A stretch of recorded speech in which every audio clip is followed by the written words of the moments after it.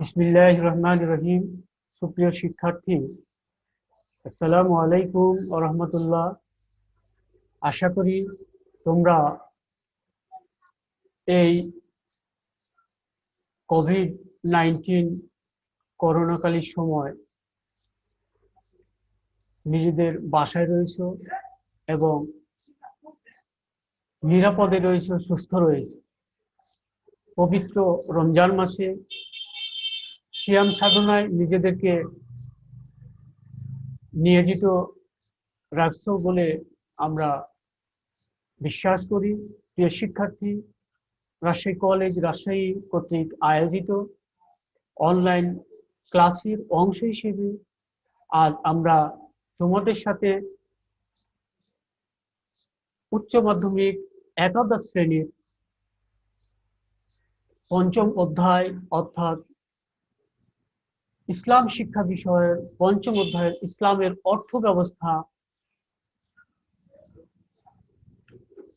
থেকে আমরা ইসলামী অর্থ ব্যবস্থায় রাষ্ট্রীয় আয়ের প্রধান উৎস সমূহ নিয়ে তোমাদের সাথে আলোচনা করব। প্রিয় শিক্ষার্থী, আমরা ইসলামী অর্থ ব্যবস্থায় রাষ্ট্রীয় আয়ের প্রধান উৎস সমূহ সম্পর্কে কিছু আলোচনা আগের ক্লাসে করেছিলাম। আজ তারই ধারাবাহিকতারই অংশ হিসেবে আমরা তোমাদের সাথে এ বিষয়ে আলোচনা করব।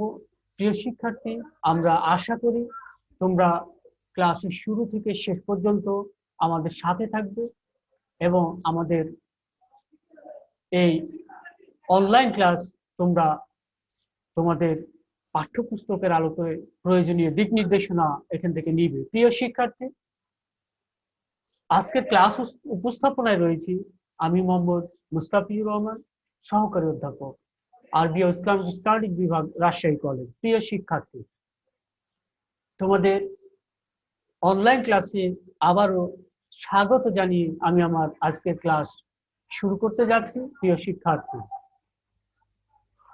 আমরা ইসলামী অর্থ ব্যবস্থায়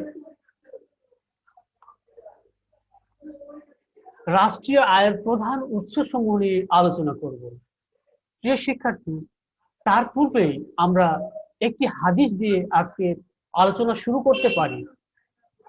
আমরা একটি হাদিসে দেখতে পাই, মহানবী সাল্লাল্লাহু আলাইহি সাল্লাম বলেছেন, মানুষ কিয়ামতের দিন 5টি প্রশ্নের উত্তর না দিয়ে এক পাও সামনে অগ্রসর হতে পারবে না।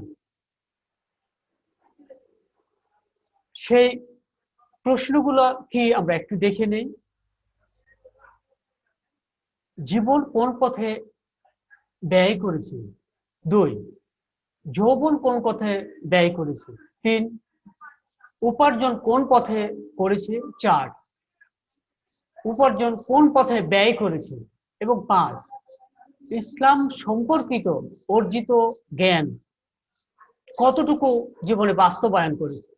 প্রিয় শিক্ষার্থী, অত্যন্ত কঠিন, অত্যন্ত গুরুত্বপূর্ণ কতগুলো প্রশ্ন, যেগুলো মুখোমুখি হবে মানুষ কিয়ামতের দিনে প্রথমেই। এবং এই প্রশ্নগুলোর উত্তর দেওয়ার পরে পরবর্তী হিসাব নিকাশ সংক্রান্ত কার্যক্রম পরিচালিত হবে। প্রিয় শিক্ষার্থী, আমরা যদি এখানে লক্ষ্য করি তাহলে দেখব 5টি প্রশ্নের মধ্যে 2টি প্রশ্ন অর্থনীতি রিলেটেড, অর্থাৎ সম্পদ কোন পথে উপার্জন করেছে এবং সম্পদ বা অর্জিত সম্পদ কোন পথে ব্যয় করেছে। প্রিয় শিক্ষার্থী, ইসলামী অর্থনীতি অত্যন্ত কঠিনভাবে, শক্তভাবে দিক নির্দেশনা দিয়েছে। কোনোভাবেই আমি যা ইচ্ছা তাই, অর্থাৎ যে কোনোভাবেই সম্পদ অর্জন করতে পারি না এবং সেই সম্পদ যে কোনো পথে আমি ব্যয় করতে পারি না। সুতরাং অত্যন্ত গুরুত্বপূর্ণ এই হাদিসের মধ্যে 2টি ফ্যাক্ট, যেগুলো অর্থনীতি রিলেটেড, অর্থাৎ ইসলামী অর্থনীতি রিলেটেড। প্রিয় শিক্ষার্থী, আমরা আগের ক্লাসে তোমাদের সাথে ইসলামী অর্থ ব্যবস্থা নিয়ে আলোচনা করেছি। আমরা তারই ধারাবাহিকতায় ইসলামী অর্থ ব্যবস্থায় রাষ্ট্রীয় আয়ের প্রধান উৎস সমূহ নিয়ে আলোচনা করব। আমরা দেখছি এখানে বলা হচ্ছে প্রধানত রাষ্ট্রীয় আয়ের ইসলামী অর্থ ব্যবস্থাতে 5টি উৎস, অর্থাৎ এই 5টি উৎস হচ্ছে জাকাত, উশুর, খারাজ, ফায় এবং জিজিয়া। আমরা একটা একটা করে এই বিষয়গুলো নিয়ে তোমাদের সাথে আলোকপাত করব। প্রিয় শিক্ষার্থী, আমরা জাকাত নিয়ে ইতিপূর্বে ক্লাসে ডিটেইলড আলোচনা করেছিলাম। আমরা তারই অংশ হিসেবে সংক্ষেপে কিছু এখানে আলোচনা করব, অর্থাৎ ইসলামী অর্থ ব্যবস্থায় রাষ্ট্রীয় আয়ের যে 5টি প্রধান উৎস তার অন্যতম হচ্ছে জাকাত। আমরা জাকাত নিয়ে ইতিপূর্বে আলোচনা করেছি। আমরা এখানে সংক্ষেপে বলতে চাই যে যদি কারো কাছে স্বর্ণ 20 মিসকাল, অর্থাৎ যেটা আমরা বলে থাকি 7.5 ভরি সোনা বা 7.5 তোলা সোনা, এটিকে আমরা আন্তর্জাতিক ক্ষেত্রে বা মেট্রিক পদ্ধতিতে ধরা হয় 1 তোলা সমান 11.66 গ্রাম, অর্থাৎ 7.5 তোলা বা 7.5 ভরি সোনা সমান আসে 87.45 গ্রাম, অর্থাৎ প্রায় 87.5 গ্রাম স্বর্ণ যদি কারো কাছে থাকে, তাহলে 1 বছর অতিবাহিত হলে সেই স্বর্ণের জাকাত দিতে হবে। এরপরে আসে জাকাত, রৌপ্যের জাকাত। প্রিয় শিক্ষার্থী, রৌপ্যের জাকাতের ক্ষেত্রে 200 দিরহাম নির্ধারণ করা হয়েছে, অর্থাৎ 200 দিরহাম রৌপ্য যদি কারো কাছে 1 বছর যাবৎ থাকে, তাহলে বছরান্তে এই ব্যক্তিকে তার রৌপ্যের হিসাব করে নির্দিষ্ট পরিমাণ জাকাত দিতে হবে। প্রিয় শিক্ষার্থী, 200 দিরহাম সমান আমাদের বাংলা মাপে আসে, অর্থাৎ 52.5 বা 52.5 তোলা বা 52.5 ভরি রৌপ্য। আমরা এটি যদি মেট্রিক পদ্ধতিতে নিয়ে যায়, তাহলে এই পরিমাণটা দাঁড়ায় 612.30 গ্রাম, অর্থাৎ 612 বা 613 গ্রাম বা 12.5 গ্রাম, অর্থাৎ 613 গ্রামই আমরা ধরতে পারি। এইটুকু রৌপ্য যদি কারো কাছে সারা বছর থাকে, তাহলে বছরান্তে তাকে এই রৌপ্যের হিসাব নিকাশ করে জাকাত প্রদান করতে হবে। প্রিয় শিক্ষার্থী, এখন এই জাকাতের সিস্টেম হচ্ছে আমরা সরাসরি স্বর্ণ অথবা রৌপ্য জাকাত দেব না। সেই ক্ষেত্রে কি করব আমরা? সেই জাকাতটা টোটাল মূল্য হিসাব করে 2.5% টাকা আমরা নির্ধারিত খাতে জাকাত হিসেবে প্রদান করব। প্রিয় শিক্ষার্থী, এরপরে আসে আমাদের দ্বিতীয় যে ইসলামী অর্থ ব্যবস্থায় রাষ্ট্রীয় আয়ের প্রধান উৎস, সেটি হচ্ছে ঔষধ।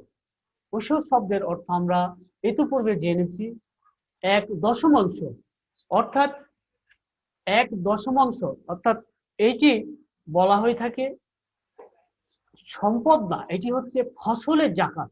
ঔষধ বলা হয় ফসলের জাকাত। কুরআন, সুন্নাহ, ইজমা ও যুক্তির ভিত্তিতে ঔষধ ফরজ, এটিকে ফসলের জাকাতও বলা হয়ে থাকে। প্রিয় শিক্ষার্থী, এখন আমরা একটু সংক্ষেপে এই ঔষধ নিয়ে আলোচনা করব। ঔষধের পরিমাণ হচ্ছে ন্যূনতম 5 অশক, অর্থাৎ জমিতে বা একজন মুসলিমের জমিতে, ইসলামী স্টেটে বসবাসরত একজন মুসলমানের জমিতে যদি 5 অশক পরিমাণ ফসল উৎপাদিত হয়, তাহলে এই 5 অশক পরিমাণ ফসলের জন্য উক্ত মুসলিম ব্যক্তিকে তার ফসলের জাকাত অর্থাৎ ফসলের উশুর প্রদান করতে হবে। এখন বিষয় হচ্ছে যে 5 অশক সমান কতটুকু? এখানে দেখা যাচ্ছে 187.33 কেজি, অর্থাৎ 187 বা 187.5 কেজি ওজন পরিমাণ যদি ফসল কোনো ভূমিতে, কোনো জমিতে ফসল উৎপাদিত হয়, সেই ক্ষেত্রে আমাকে এই উৎপাদিত ফসলের ওষুধ প্রদান করতে হবে, অর্থাৎ আমার উৎপাদিত ফসলের 10 ভাগের 1 ভাগ প্রদান করতে হবে। এখানে বছর পূর্তি কোনো শর্ত নয়, অর্থাৎ এটা ফসল উৎপাদনের সাথে রিলেটেড, বছরের সাথে এটা বিবেচ্য বিষয় নয়।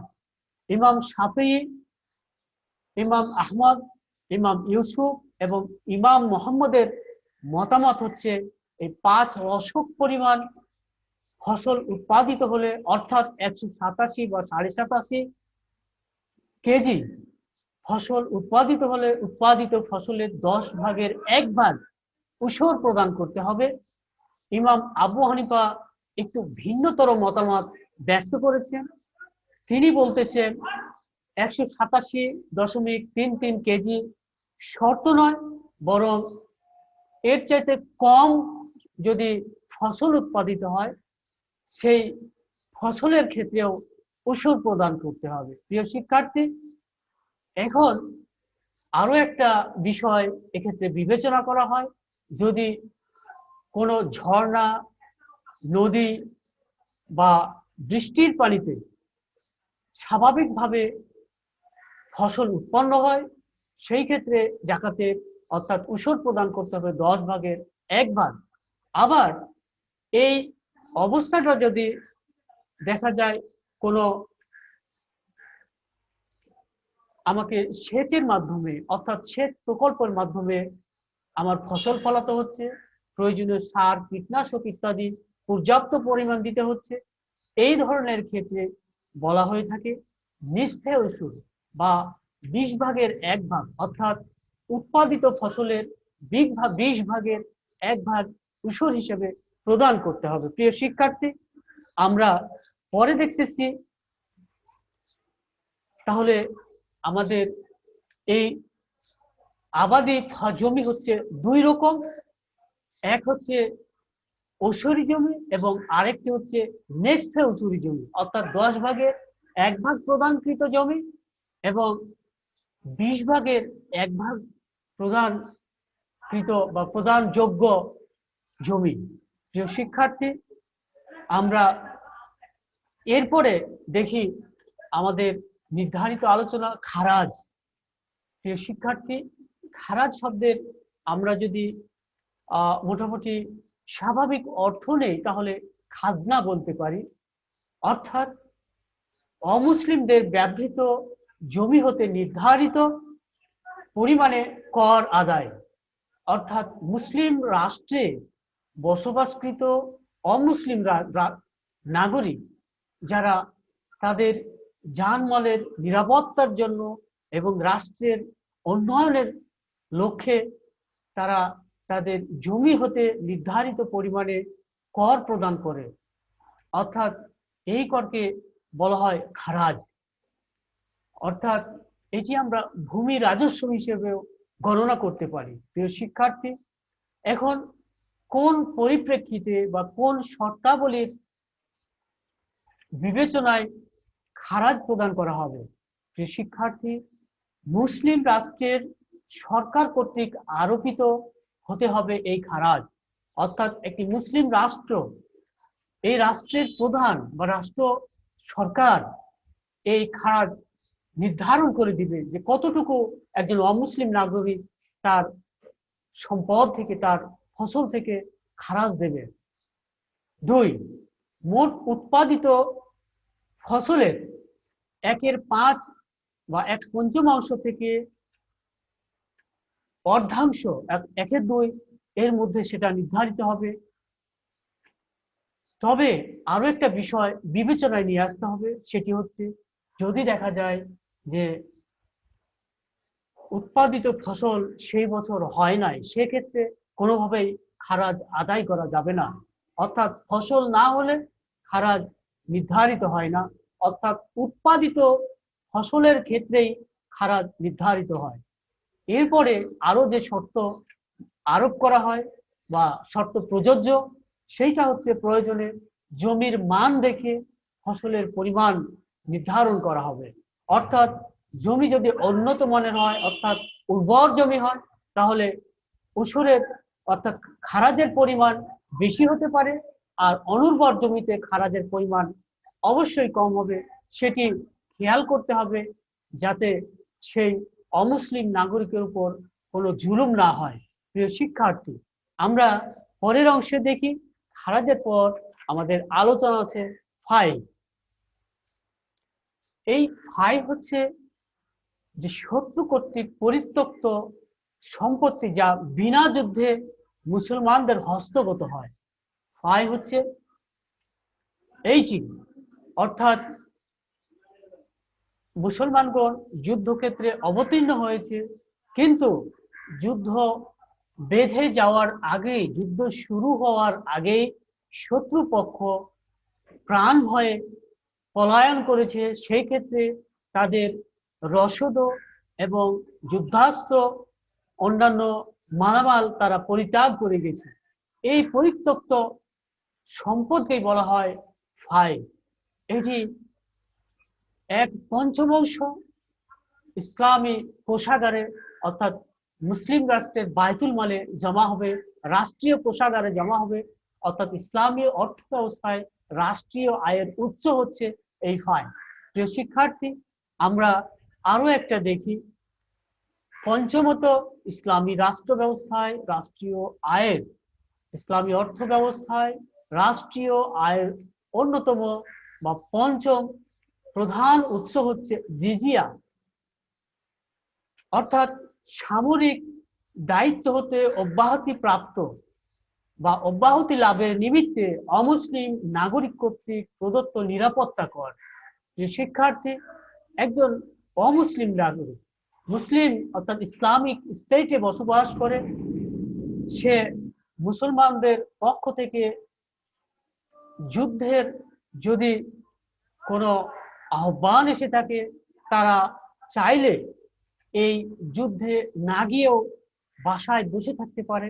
সেই ক্ষেত্রে ইসলামী রাষ্ট্রের ইসলামী কোষাগারকে অর্থাৎ বাইতুল মালকে শক্তিশালী করার জন্য যুদ্ধের প্রয়োজনীয় অবকাঠামো বা প্রয়োজনীয় সরঞ্জামাদি ক্রয়ের লক্ষ্যে বা মুসলমানদের যোদ্ধা যারা রয়েছেন তাদের মুজাহিদদের প্রয়োজনীয় প্রয়োজনীয় চাহিদা মেটানোর জন্য যে অর্থ সম্পদ প্রয়োজন হয়, তা সেটি মেটানোর জন্য একটা নির্ধারিত কর অমুসলিম নাগরিকদের থেকে নেওয়া হয় এবং এর বিনিময়ে তাদেরকে যুদ্ধে যাওয়া থেকে অব্যাহতি প্রদান করা হয়। এটি হচ্ছে জিজিয়া কর। প্রিয় শিক্ষার্থী, আমরা ইসলামী অর্থ ব্যবস্থায় রাষ্ট্রীয় আয়ের প্রধান 5টি উৎস নিয়ে আমরা আলোচনা করলাম। এরপরে আমরা দেখি অন্যান্য আরো কিছু উৎস রয়েছে। সেই উৎসগুলো আমরা একটু দেখব। যেমন কিরাউল আর্দ, অর্থাৎ সরকারি জমির রাজস্ব। কিরাউল আর্দ বলা হয় সরকারি জমি থেকে রাজস্ব আদায় হয়, সেই রাজস্বকে কিরাউল আর্দ বলে। আমরা জানি একটি দেশের মধ্যে অনেক সরকারি ল্যান্ড প্রপার্টি থাকে, এখান থেকে আমাদের একটা অংশ অর্থাৎ একটা আয় এসে থাকে এবং এই আয়টাকে যা রাষ্ট্রীয় কোষাগারে জমা হয় সেটিকে বলা হয় কিরাউল আর্দ। এরপরে এবং এটি হচ্ছে ইসলামী রাষ্ট্রের বাইতুল মাল বা রাষ্ট্রীয় উৎসের অন্যতম, রাষ্ট্রীয় আয়ের অন্যতম উৎস। এরপরে রিকাজ। রিকাজ বলা হয় গুপ্তধন ও বেসরকারি খনিজ দ্রব্য এবং যুদ্ধলব্ধ ধন সম্পদের 1/5 এইগুলাকে রিকাজ বলা হয়। অর্থাৎ এইগুলা কোনো গুপ্তধন যদি পাওয়া যায়, সেই ক্ষেত্রে প্রাপ্ত গুপ্তধনের 1/5 রাষ্ট্রীয় কোষাগারে জমা হবে, অর্থাৎ রাষ্ট্রীয় বাইতুল মালে জমা হবে। এভাবে বেসরকারিভাবে প্রাপ্ত খনিজ সম্পদ, এখানে প্রাপ্ত খনিজ সম্পদের যে অর্থ, এই অর্থের 1/5 রাষ্ট্রীয় কোষাগারে জমা দেওয়া, এটি হচ্ছে ইসলামী বিধান এবং এটিও ইসলামী অর্থ ব্যবস্থায় রাষ্ট্রীয় আয়ের অন্যতম উৎস। এরপরে আছে উসুল, আমদানি রপ্তানি শুল্ক, অর্থাৎ ইসলামী রাষ্ট্রের অর্থ ব্যবস্থায় বৈদেশিক যে আমদানি রপ্তানি হয়ে থাকে সেইখান থেকে যে শুল্ক আদায় করা হয়, এটিও ইসলামী অর্থ ব্যবস্থায় রাষ্ট্রীয় আয়ের অন্যতম উৎস হিসেবে বিবেচিত হয়। প্রিয় শিক্ষার্থী, এরপর আছে অক্ষ, অর্থাৎ আমরা যখন কোনো কিছু দান করে থাকি, অর্থাৎ ধর্মীয় কাজে ব্যয়ের জন্য যে দান কৃত সম্পত্তি, এই সম্পত্তি থেকে অর্জিত আয়, অর্জিত অর্থ, সেটিও ইসলামী অর্থ ব্যবস্থায় রাষ্ট্রীয় আয়ের অন্যতম উৎস হিসেবে বিবেচিত হয়ে থাকে। অর্থাৎ আমি রাষ্ট্রকে অক্ষ করে দিলাম, দান করে দিলাম আমার সম্পত্তি কোনো অংশ, এই সম্পত্তির অংশ পরবর্তীতে সেখান থেকে অর্জিত যে অর্থ বা টাকা পয়সা সেইটি রাষ্ট্রীয় কোষাগারে জমা হবে এবং এইটি ইসলামী অর্থ ব্যবস্থার রাষ্ট্রীয় আয়ের অন্যতম উৎস হিসেবে বিবেচিত। প্রিয় শিক্ষার্থী, এরপরে আছে আমওয়ালি ফজিলা, অর্থাৎ সরকারি খনি ও লাওয়ারিস সম্পত্তি, এগুলোকে বলা হয় আমওয়ালে ফজিলা, অর্থাৎ সরকারি ভাবে স্বীকৃত বা সরকারি সরকারের সত্তাগত, অর্থাৎ সরকারের সত্ত্বাধিকারী, অর্থাৎ যে সরকারি খনি বা যেই খনিটির সত্ত্বাধিকার হচ্ছেন রাষ্ট্রের সরকার, অর্থাৎ রাষ্ট্রযন্ত্র, এই রাষ্ট্রীয় বা সরকারি খনি এবং লাওয়ারিস সম্পত্তি, যেই সম্পত্তির কোনো মালিকানা নাই, এইগুলা রাষ্ট্রীয় আয়ের উৎস হিসেবে বিবেচিত হয়ে থাকে। প্রিয় শিক্ষার্থী, আমরা পরের অংশে যাই। এরপরে খমস, খমস শব্দের অর্থ হচ্ছে এক ভাগ, পাঁচ ভাগের এক ভাগ, এক পঞ্চমাংশ। প্রিয় শিক্ষার্থী, আমরা উসরের সময় দেখেছি উসর শব্দের অর্থ হচ্ছে এক দশমাংশ, আবার নেসফে উসর হচ্ছে 20 ভাগের এক ভাগ। আমরা এখানে রাষ্ট্রীয় সম্পদের অন্যতম উৎস হচ্ছে এই খমস বা 5 ভাগের এক ভাগ। এই খমস কোনগুলো? গনিমতের মাল, ফাই, খনিজ সম্পদ, সামুদ্রিক সম্পদ। প্রিয় শিক্ষার্থী, গনিমতের মাল কোনটা? আমরা কখনো কখনো দেখেছি যে মুসলমানগণ অমুসলিমদের সাথে, কাফেরদের সাথে বিভিন্ন কারণে যুদ্ধ করতে বাধ্য, এবং আমরা দেখেছি ইসলামের ইতিহাসে বদর, ওহুদ, খন্দক, হুনাইন, আহজাব ইত্যাদি বিভিন্ন ধরনের যুদ্ধ, খন্দকের যুদ্ধকে আহজাবের যুদ্ধ বলা হয়। তো যা হোক, আমরা সেই যুদ্ধগুলোতে দেখেছি মুসলমানগণ কাফেরদের মুখোমুখি হয়েছে এবং পরবর্তীতেও মুসলমানদেরকে এই ধরনের অমুসলিমদের বা কাফেরদের মুখোমুখি হয়ে যুদ্ধ করতে হয়েছে।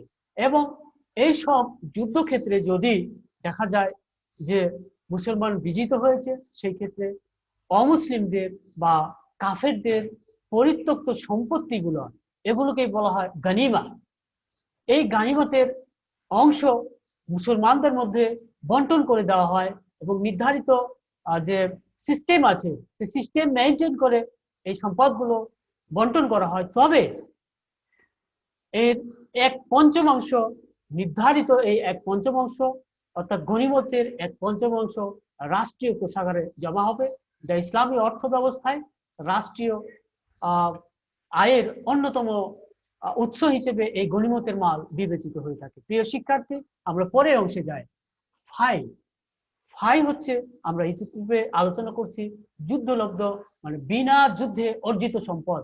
অলরেডি এটা নিয়ে আমরা আলোচনা করেছি এবং এই ফাইয়ের 5 ভাগের 1 ভাগ রাষ্ট্রীয় কোষাগারে জমা দিতে হবে এবং এই ফাই বা 5 ভাগের 1 ভাগ এই সম্পদটুকু রাষ্ট্রীয় সম্পদ হিসেবে, রাষ্ট্রীয় বাইতুল মালের অংশ হিসেবে বিবেচিত হবে। এরপরে খনিজ সম্পদ, খনি থেকে অর্জিত সম্পদের 5/1 রাষ্ট্রীয় কোষাগারে জমা হবে, অর্থাৎ রাষ্ট্রীয় অর্থ ব্যবস্থায়, অর্থাৎ ইসলামী অর্থ ব্যবস্থায় রাষ্ট্রীয় আয়ের অন্যতম উৎস হবে খনিজ সম্পদ থেকে অর্জিত 5/1 অর্থাৎ এই 5/1 খনিজ সম্পদ রাষ্ট্রীয় কোষাগারে জমা দিতে হবে। প্রিয় শিক্ষার্থী, সামুদ্রিক সম্পদ অর্থাৎ সমুদ্রের মধ্যে থেকে আমরা, সমুদ্রের নিচে হোক বা সমুদ্রের জলরাশির মধ্যে হোক, আমরা যে সম্পদই পাবো তার 5/1 রাষ্ট্রীয় কোষাগারে ইসলামিক স্টেটে, ইসলামী অর্থ ব্যবস্থায় রাষ্ট্রীয় আয়ের অন্যতম উৎস হিসেবে বিবেচিত হবে। প্রিয় শিক্ষার্থী, এরপরে আমরা দেখি মালিকানাবিহীন সম্পদ, অর্থাৎ আমরা দেখি যে কখনো কখনো কিছু সম্পদ মালিকানাবিহীন থেকে যায়, অর্থাৎ এর প্রকৃত মালিক খুঁজে পাওয়া যায় না। সেই ক্ষেত্রে এইটি রাষ্ট্রীয় সম্পদ বলে বিবেচিত হবে এবং এই সম্পদটা পুরোটাই বাইতুল মালে জমা হবে এবং রাষ্ট্রীয় কোষাগারের অর্থ হিসেবে এটি বিবেচিত হবে। প্রিয় শিক্ষার্থী, এরপরে আমরা আরো একটু বিষয় নিয়ে আলোচনা করি, সেইটা হচ্ছে বিবিধ খাত। আমরা যতগুলো খাত নিয়ে আলোচনা করলাম এর বাইরেও বিবিধ খাত রয়েছে। সেই বিবিধ খাত হচ্ছে প্রথমত জিজিয়া কর, অর্থাৎ ইসলামী রাষ্ট্রের অনুগত অমুসলিম নাগরিকদের নিকট হতে রাষ্ট্রের প্রয়োজন মিটাবার উদ্দেশ্যে এবং তাদের জীবন সম্পদের হেফাজতের জন্য নির্ধারিত কর, এই করকে বলা হয় জিজিয়া কর। অর্থাৎ ইসলামী রাষ্ট্রে যে সকল অমুসলিম নাগরিক রয়েছেন তাদের রাষ্ট্রীয় প্রয়োজন মেটানোর তাগিদে এবং এই অমুসলিম নাগরিকদের জীবন সম্পদের হেফাজতের দায়িত্ব নিয়ে একটা কর আরোপ করে, সেই করই হচ্ছে জিজিয়া কর। এরপরে এই জিজিয়া কর হচ্ছে ইসলামী রাষ্ট্রে আয়ের অন্যতম উৎস হিসেবে বিবেচিত। এরপরে বনজ সম্পদ, বনে জঙ্গলে যে প্রাকৃতিক সম্পদ আছে এগুলো রাষ্ট্রের সম্পদ। এইভাবে আমরা আরো একটু উল্লেখ করতে পারি, রমজান মাসের শেষে যে আমরা ঈদের দিন প্রত্যেক মুসলিম সামর্থ্যবানদের ওপর পরিবারভুক্ত সকল সদস্যের মাথাপিছু নির্ধারিত সাদাকাতুল ফিতর, এটিও রাষ্ট্রীয় আয়ের মধ্যে নির্ধারিত। যে শিক্ষার্থী, সুতরাং বনজ সম্পদ, সাদাকাতুল ফিতর এগুলো কি আমাদের রাষ্ট্রীয় আয় হিসেবে বিবেচিত হবে। এরপরে আমদানি রপ্তানি শুল্ক, আমরা জানি খলিফা উমর রাদিয়াল্লাহু তাআলা আনহু খেলাফতকালে এই ধরনের কর নির্ধারণ করা হয়েছিল। তিনি মুসলিম নাগরিকদের নিকট থেকে আমদানি রপ্তানির ক্ষেত্রে 2.5% এবং যারা অমুসলিম নাগরিক ছিল, যাদেরকে জিম্মি বলা হয়, অর্থাৎ ইসলামী রাষ্ট্রে নিরাপত্তার সাথে বসবাসকৃত মুসলিম নাগরিক, এদের কাছ থেকে 5% আমদানি রপ্তানি শুল্ক আদায় করা হতো এবং অমুসলিম ব্যবসায়ীদের নিকট থেকে তাদের নিজেদের দেশে যে হারে শুল্ক আদায় করা হয় সেই হারে আদায়ের নির্দেশ দিয়েছিলেন হযরত উমর রাদিয়াল্লাহু তাআলা আনহু। এটিও ইসলামী রাষ্ট্রে অর্থাৎ ইসলামী অর্থ ব্যবস্থায় রাষ্ট্রীয় আয়ের অন্যতম উৎস হিসেবে বিবেচিত। প্রিয় শিক্ষার্থী, জরুরি পরিস্থিতিতে কর এছাড়াও অন্যতম খাত, অর্থাৎ ইসলামী রাষ্ট্রের বাইতুল মালের অন্যতম খাত হচ্ছে জরুরি পরিস্থিতিতে কর। জরুরি পরিস্থিতিতে যে কর আদায় করা হয় এটিও অন্যতম উৎস হিসেবে বিবেচিত। এখন ইসলামী রাষ্ট্রের বাইতুল মাল যদি হঠাৎ শূন্য হয়ে যায় অথবা প্রাকৃতিক দুর্যোগ মোকাবেলার জন্য অতিরিক্ত অর্থের প্রয়োজন পড়ে, সেই ক্ষেত্রে এমন হতে পারে, এছাড়াও বৈদেশিক আক্রমণ প্রতিহত করার জন্য অতিরিক্ত অর্থের প্রয়োজন পড়তে পারে, সেই ক্ষেত্রে রাষ্ট্র প্রয়োজন মনে করলে নাগরিকদের উপর সামরিক কর বা জরুরি কর অর্থাৎ জরুরি পরিস্থিতিতে কর আরোপ করতে পারে। এই জরুরি পরিস্থিতি মোকাবেলার জন্য যে কর আদায় করা হয়, এটিও ইসলামী অর্থ ব্যবস্থায় রাষ্ট্রীয় আয়ের উৎস হিসেবে বিবেচিত হয়ে থাকে। এরপর আমাদের আরো একটা অর্থ আদায়ের খাত রয়েছে, সেটি হচ্ছে সামরিক কর। সামরিক প্রয়োজনে ইসলামী রাষ্ট্র প্রয়োজন মাফিক নাগরিকদের নিকট থেকে সামরিক কর আদায় করে থাকতে পারে। অর্থাৎ আমাদের মানে প্রশাসনিক বা সামরিক অর্থাৎ আমাদের যে রাষ্ট্রীয় সামরিক ব্যবস্থা রয়েছে, সেই ক্ষেত্রে যদি কখনো জরুরি প্রয়োজন পড়ে, সেই ক্ষেত্রে রাষ্ট্র কর আরোপ করে ইসলামী অর্থ ব্যবস্থাকে অর্থাৎ ইসলামী অর্থ ব্যবস্থার যে ট্রেজারি, সেই ট্রেজারিকে শক্তিশালী করতে পারে। প্রিয় শিক্ষার্থী, আমরা পরের অংশে যাই। আমরা আমাদের আলোচনার মোটামুটি একটা পর্যায়ে চলে এসেছি। আমরা আমাদের যে প্রথমে উসুর এবং খারাজ নিয়ে অর্থাৎ ইসলামী রাষ্ট্র ব্যবস্থার 5টি যে খাত, ইসলামী অর্থ ব্যবস্থায় রাষ্ট্রীয় আয়ের খাত সমূহের 5টি খাতের অন্যতম ছিল উসুর ও খারাজ। এখন আমরা উসুর এবং খারাজের মধ্যে পরিচিতি, এই দুটো পরিচিতি সম্পর্কে আমরা আলোচনা করেছি। কি কি শর্ত থাকলে উসুর এবং খারাজ আদায় করতে হবে বা উসুর এবং খারাজ আদায় যোগ্য হয়, সেটা নিয়ে আমরা কথা বলেছি। এখন আমাদের উসুর ও খারাজের মধ্যে পার্থক্য কি, আমরা এই বিষয়টা একটু দেখে নেব। প্রিয় শিক্ষার্থী, আসলে উসুর এবং খারাজ দুটি শব্দ। উসুর শব্দের অর্থ হচ্ছে 1/10 এবং খারাজ হচ্ছে এটা একটা ভূমি রাজস্ব যা অমুসলিমদের নিকট থেকে আদায় করা হয়। খারাজ মূলত একটা খাজনা মতো। সুতরাং এই উসুর মুসলিমদের সাথে সম্পৃক্ত এবং খারাজ হচ্ছে অমুসলিমদের সাথে সম্পৃক্ত। উসুর হচ্ছে অন্যতম একটা জাকাত বা মালের জাকাত বলতে পারি, এবং খারাজ হচ্ছে ভূমি রাজস্ব যা অমুসলিমদের থেকে আদায় করা হয়ে থাকে। এবং উসুর প্রদান এটা শুধু 1/10 প্রদানই না, এটি কোরআন হাদিস দ্বারা স্বীকৃত একটি ইবাদত বটে। অর্থাৎ উসুর ইবাদত হিসেবে মুসলিমদের জন্য বিবেচিত হবে।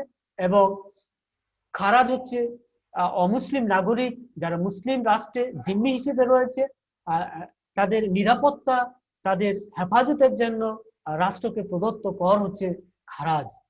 এটি ভূমি থেকে নেওয়া হয়ে থাকে, অর্থাৎ উসুর এটিও ভূমি থেকে নেওয়া হয়ে থাকে এবং খারাজ এটিও ভূমি থেকে নেওয়া হয়ে থাকে।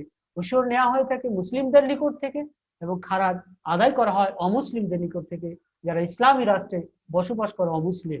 এরপরে আমরা এর যদি বিবেচনা করি পার্থক্য, তাহলে উসুর ফসলের উপর নির্ভর করে এটি আদায় করা হয়ে থাকে, অর্থাৎ উৎপাদিত ফসলের 1/10 অথবা 20/1 অর্থাৎ এটি আদায় করা হয়ে থাকে উসুর হিসেবে। আবার খারাজ এটি জমির উপর নির্ভর করে, এটি ফসল না, একজন অমুসলিম নাগরিকের জমি কতটুকু রয়েছে, ভূমি কতটুকু রয়েছে, এর উপর নির্ভর করে এটি নির্ধারিত হয়। শিক্ষার্থী, আমাদের পরের অংশ হচ্ছে উসুর এবং খারাজের মধ্যে যদি আমরা পার্থক্য বিবেচনা করি, তাহলে দেখব উসুর একেবারে ফিক্সড হয় 1/10 অথবা 1/20 অর্থাৎ 20/1 আবার এটি কখনো মাপযোগ্য নয় বা এর বাইরে বা কম বেশি হয় না উসুরের ক্ষেত্রে। তবে খারাজ ফিক্সড নয়, জমির উপর নির্ধারণ করে এটি নির্ধারিত হয়। এটি আমরা আগেই আলোচনা করেছি, জমির উৎপাদিত ফসলের এক পঞ্চমাংশ থেকে শুরু করে একের দুই অর্থাৎ 2/1 পর্যন্ত হতে পারে। তবে প্রযোজ্য ক্ষেত্রে যদি দেখা যায় সে বছর ফসল উৎপাদিত হয় না, সেক্ষেত্রে এই খারাজটা মাপও করে দেওয়া যেতে পারে বা মাপ করে দেওয়ার বিধান রয়েছে। আবার সেটি যদি উৎপাদিত ফসলের পরিমাণ কম হয়, তবে সেক্ষেত্রে খারাজের পরিমাণও কম হতে পারে, এমনকি সেটি মাপও করার সুযোগ রয়েছে। সুতরাং আমরা দেখতেছি ঊষর মাপযোগ্য নয়, ঊষর উৎপাদিত ফসলের 1/10 বা 20/1 প্রদান করতে হবে, এটি ফিক্সড, এর চাইতে কম বেশি হবে না। আর ঊষর খারাজের ক্ষেত্রে এটি এটি কম বেশি হতে পারে, এমনকি মাপও করে দেওয়া যেতে পারে বিবেচনার ক্ষেত্রে।